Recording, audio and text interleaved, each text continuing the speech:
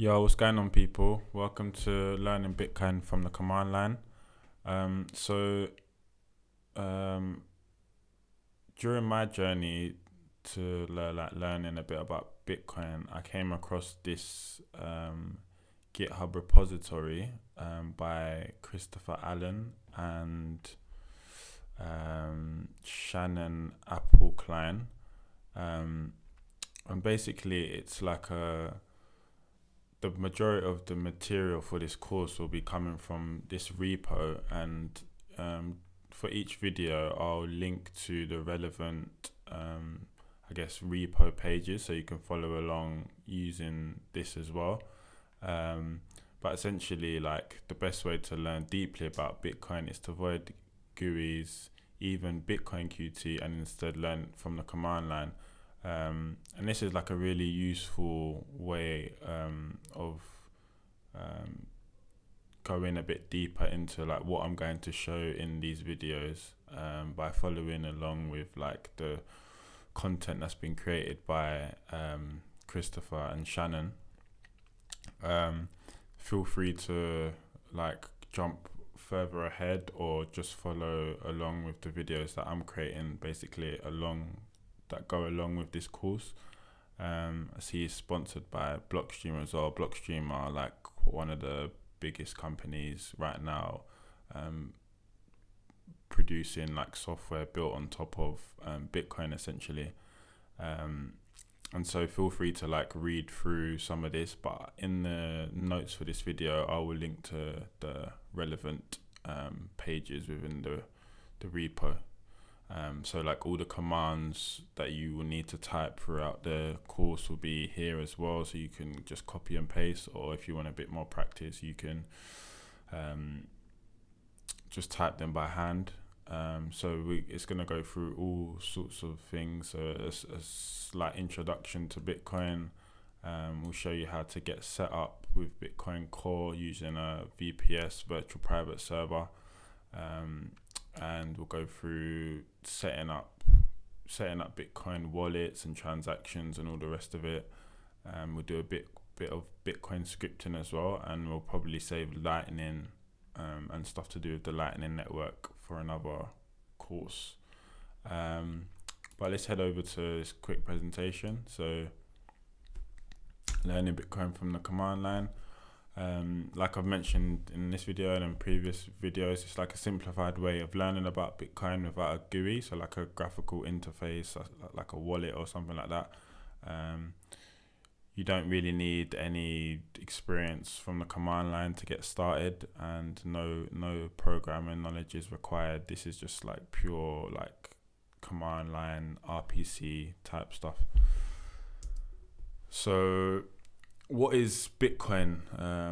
So Bitcoin is many things to many people, but I think at its essence it's programmable money. It's a way of communicating value. It's a protocol, and it's a way of like transferring value across the internet. So think about it as like native money for the internet, that can be sent to anyone and received by anyone all over the world. So the Bitcoin currency, it's not like when we think about money and we think about currency, we tend to think about like physical notes and physical coins. And whoever holds those physical coins or physical notes is the owner of that money. But ownership is slightly different in Bitcoin, and it's your ownership of your money is reassigned every time you make a transaction. So every time a transaction takes place, the person who has the authority to spend those funds is like reassigned during that whole transaction process. And it's peer-to-peer essentially. So like Bitcoin is also a network. It's a peer-to-peer network. So anyone can send Bitcoin to anyone else in the world quickly, and not most importantly, but importantly, with little to no fees as well. And some of the important characteristics of Bitcoin, and I guess valuable cryptocurrencies are some of these. You'll hear an author and speaker by the name of Andreas Antonopoulos talk a lot about some of these characteristics. So if you're not familiar with his work, I'd encourage you to read his books and watch his videos online. But some of the more important characteristics of Bitcoin are that it's borderless. So it's not limited by geography. So you can send Bitcoin to anyone in the world and use Bitcoin anywhere in the world. It's open and it's public, meaning that all transactions are open and visible for anyone to see. And obviously that has implications around privacy and stuff, but that's something we'll talk about at a later date.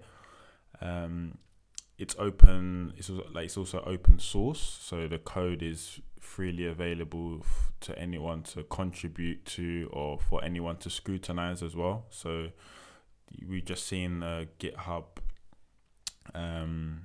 repository for that. This course is mainly going to be leaning on, and the main implementation of Bitcoin is also on GitHub as well.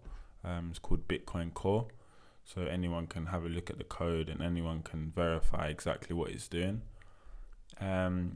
Censorship resistant. So this is one of the big features of Bitcoin as well. So with censorship resistance, this is the idea that anyone can send transactions to anyone in the world, regardless of, I don't know, their political ideologies or their belief system or their location or anything of that nature. Bitcoin transactions can't be censored, and this is a really important feature. And that similarly with neutrality, is this idea of net neutrality is something that it's based around the idea that Bitcoin can be sent to anyone in the world as well, regardless of who's receiving or who's sending. And decentralization.